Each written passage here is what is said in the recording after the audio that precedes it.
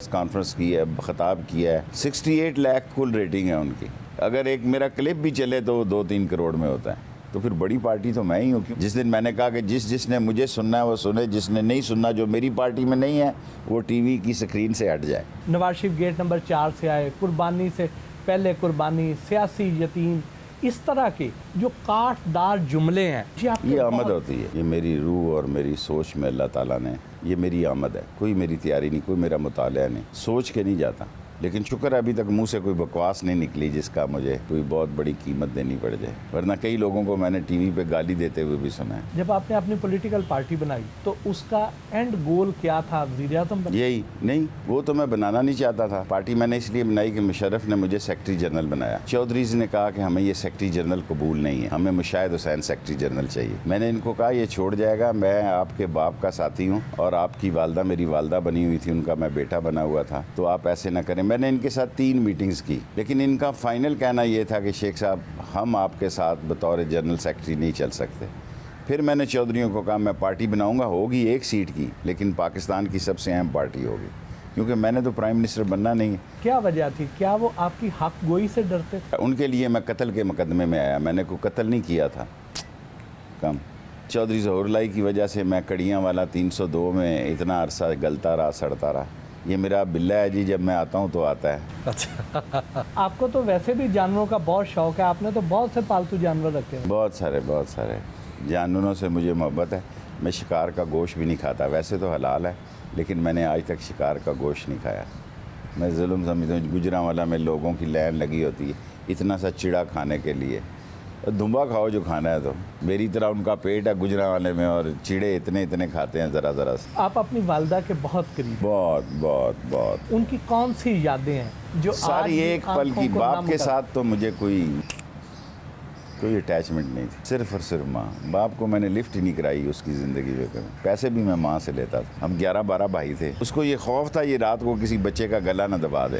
میں ماں کے ساتھ کسی کو دیکھ نہیں سکتا تھا. اس کے ساتھ چائے بنانے اٹھتا تھا پورا. صبح ہماری کشمیری چائے پھینٹتی ہے وہ میں پھینٹتا تھا. مجھے بہتر کپڑے لے کے دیتی تھی اسکول جانے کے لیے. اگر اور بچوں کو پیسے دینے کے لیے نہیں ہیں تو دوپٹہ سا کھول کے مجھے 4 آنے یا 8 آنے دے ہی دیتی تھی. آپ اپنے بہن بھائیوں سے اکثر خائف رہتے ہیں؟ نہیں، وہ مجھ سے خائف رہتے ہیں. میں کیوں خائف رہوں؟ Why should I? میں ایک بہن سے تعلق رکھتا ہوں، ایک راشد شفیق جو ایم این اے ہے اس کے والد سے. باقی کسی نے کام کہنا ہو تو ان کو کہتے ہیں. خونی رشتوں میں اتنی دوریاں کیوں؟ دنیا میں ہر رشتہ مفاد کا رشتہ ہوتا ہے. جھوٹ بولتے ہیں یہ لوگ، سوائے ماں کے رشتے. باقی سب بزنس پوائنٹ آف ویو. آپ پاکستانی سیاستدانوں کو بہت قریب سے جانتے ہیں. کن سیاستدانوں نے آپ پر منفی یا مثبت اثر چھوڑا؟ میرا خیال ہے تقریر کا ڈھنگ میں نے شورش سے لیا. میرا سٹائل بھی شورش کشمیری کا ہے، کیونکہ ان کے ساتھ میں جلسوں میں جاتا تھا. وہ مجھے 5 منٹ دے دیتے تھے پہلے بولنے کے. بہت بڑا مجمع ہوتا تھا. اس سے میرا حوصلہ بڑھ گیا، بچپن میں ہی بڑھ گیا. ہر ایک آدمی کو آبزرو کرتا ہوں خاموشی کے ساتھ. گو چودھری ظہور اللہ نے کئی جگہوں پہ پارٹی بازی نہیں کی، لیکن میں پارٹی باز سیاستدان تھا. مشرف صاحب سے کیا سیکھا؟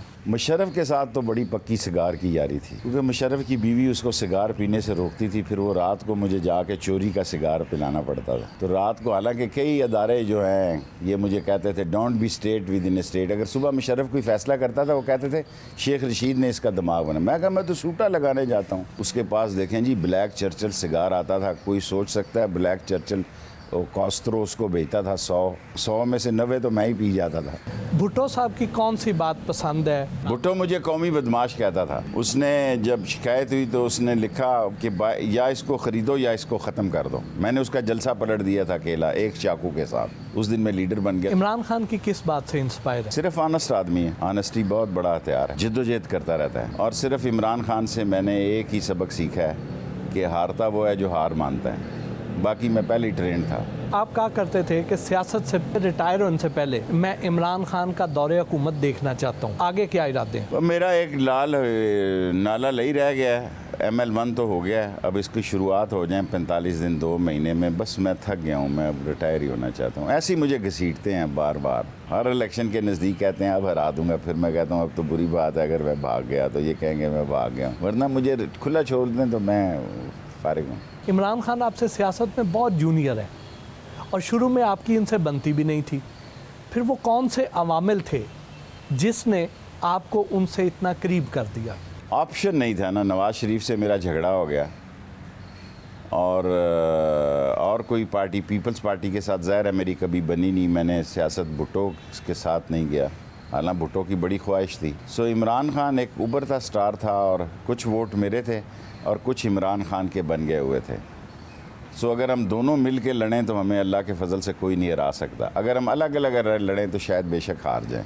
عمران خان صاحب جو کہتے تھے کہ میں مافیاز کو شکست دے دوں گا, لیکن اب وہ ان کے سامنے بے بس نظر آتے ہیں. مافیا سٹرانگ ہی بہت ہوتا ہے جی. میں 68 سے مافیا کے خلاف لگا ہوں چینی, میں نہیں کچھ بگاڑ سکا. عمران خان نے تو پھر بھی کیسز بنائے ہیں, میں تو کسی کے خلاف کیس بھی نہیں بنا سکتا. میں منسٹر انڈسٹری رہا, میں ان کو نکیل نہیں ڈال سکا. یہ تو بعض لوگ خود انڈسٹریلسٹ ہوتے ہیں, میں تو فقیر تھا بالکل. آپ بھی کہتے ہیں کہ مہنگائی بہت زیادہ ہے, عام لوگ بھی یہی کہتے ہیں, تو اس سے نجات کب ملے گی؟ بس یہی سال ہے جی, ہمیں نجات دلانی ہوگی. یہ تیسرا سال ہمارے لیے بڑا اہم ہے. شیخ رشید احمد کو لاہوری ناشتے میں چنے, پائے, حلوہ پوری, لسی اور خاص ریسیپی کی چائے پسند ہے.